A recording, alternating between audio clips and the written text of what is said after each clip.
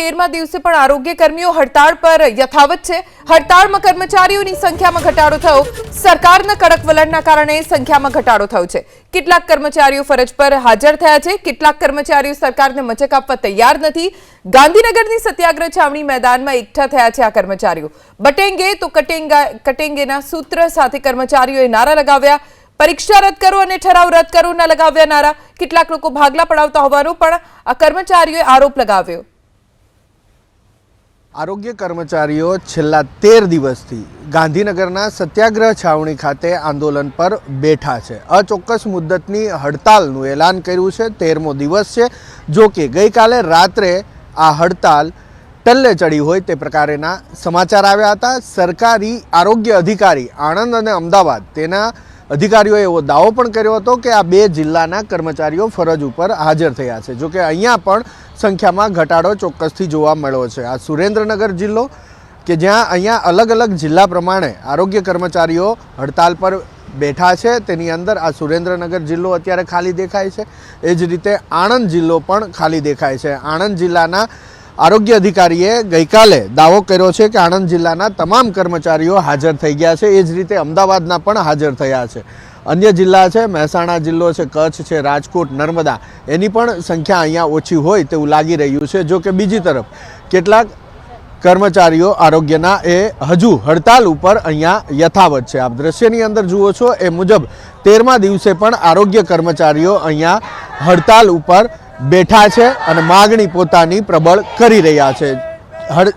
હડતાલ ઉપર રહેલા કર્મચારીઓની સંખ્યામાં ચોક્કસથી ઘટાડો થયો છે એ અહીંયા દેખાઈ રહ્યું છે। હડતાલ ઉપર બેઠા છે તેની સાથે વાત કરીએ। સરકાર કડક વલણ અપનાવ્યું છે। કેટલાક કર્મચારીઓને છૂટા કર્યા છે, કેટલાકને નોટિસ પણ આપી છે। તો હવે હડતાલ કઈ દિશામાં? હડતાલની દિશા અમારી જે અચોક્કસ મુદતની છે એ યથાવત જ રહેશે। તમે કહો છો જે રીતે કે છૂટા કર્યા છે, તો અમને લોકોને છૂટા કર્યા છે, એસમાં લગાવી છે, અમારી ઉપર નોટિસો આપી છે। એનું કારણ છે કે સરકાર અમારી સામે એ રીતે વલણ કરે છે કે અમે લોકો હાજર થઈ જઈએ, પણ અમે અમારી એકતા નહીં તૂટવા દઈએ અને અમારી અચોક્કસની મુદત ત્યાં સુધી યથાવત રહેશે જ્યાં સુધી અમારી બે મુખ્ય માંગણી ટેકનિકલમાં સમાવેશ કરવું અને ખાતાકીય પરીક્ષા રદ કરવી એ બેના જીઆર નહીં કરે, ઠરાવ નહીં કરે, ત્યાં સુધી અમારી અચોક્કસ મુદતની હડતાલ યથાવત રહેશે। અચ્છા, બેન એવું કહી રહ્યા છે કે એકતા નહીં તૂટે, પરંતુ ગઈકાલે આણંદ અને અમદાવાદ જિલ્લાના CDHO દ્વારા દાવો કરવામાં આવ્યો છે કે આ બંને જિલ્લાના આરોગ્ય કર્મચારીઓ હડતાલ છોડી ફરજ ઉપર હાજર થયા છે। ના, એવું કંઈ નથી। અમે બધા અહીંયા જ બેઠેલા છે, ગાંધીનગર જ। આપ કયા જિલ્લામાંથી આવો? નવસારી જિલ્લામાં। અચ્છા, નવસારી। તો સંખ્યા કેમ આજે ઓછી છે? બધા આવતા છે, હજુ વાર છે, અમારે 10:30 વાગે બધા બેસતા છે। તો આ એક તરફ કર્મચારીઓનો દાવો છે, એક તરફ અધિકારીઓના પણ દાવો છે અને હડતાલ હજુ યથાવત છે, યથાવત રહેશે જ્યાં સુધી મુખ્ય બે માગણીઓ છે તે માગણી સરકાર નહીં સંતોષે ત્યાં સુધી આ હડતાલ યથાવત રહેશે। 13મો દિવસ છે, સરકાર કર્મચારીઓને છૂટા કરી રહી છે। હડતાલ કેટલા દિવસ હજી ચાલે એવું લાગે છે? હડતાલ હજી જ્યાં ઘડી અમારો ટેકનિકલ ઠરાવ જીઆર નહીં થાય ત્યાં સુધી કોઈ નક્કી નથી કેટલા દિવસ ચાલશે, પણ મહાસંઘ સાથે અમે અડીખમ છીએ। અચ્છા, લગભગ 2100 જેટલા કર્મચારીઓને છૂટા કર્યા છે, બીજા વધારાના કર્મચારીઓને નોટિસ પણ આપી છે। નોટિસ આપે એ ફરી પાછા અહીંયા સમર્થનમાં જ છે।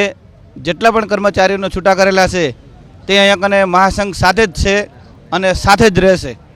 અચ્છા, CDHO અમદાવાદ અને આણંદ એણે એવો દાવો કર્યો છે કે આ બે જિલ્લાના કર્મચારીઓ ફરજ ઉપર જોડાઈ ગયા છે, હડતાલથી તે લોકોએ છેડો ફાડી લીધો છે। બધા કર્મચારીઓ જોડાણા નથી, પણ સમાચાર એવા છે મહેસાણા જિલ્લામાં જે છૂટા કરેલા છે અને પાછા જોડાયેલા છે એમને ફરી પાછા 26,000 ફિક્સ પગારમાં જમા કરવા હાજર કરવાના હોય એ કર્મચારીઓ હાજર થયેલા નથી અને ફરી મહાસંઘ સાથે જ છે। તો બંને તરફના દાવા થઈ રહ્યા છે અને એ દાવાની વચ્ચે હકીકત અત્યારે સામે એ આવી રહી છે કે જે સંખ્યા શરૂઆતના દિવસોમાં એટલે કે 17મી તારીખે જે હડતાલ શરૂ થઈ હતી, 17મીથી લઈ અને 20 તારીખ સુધી જે સંખ્યા દેખાતી હતી એ સંખ્યામાં ચોક્કસથી અહીંયા ઘટાડો થતો જોવા મળી રહ્યો છે।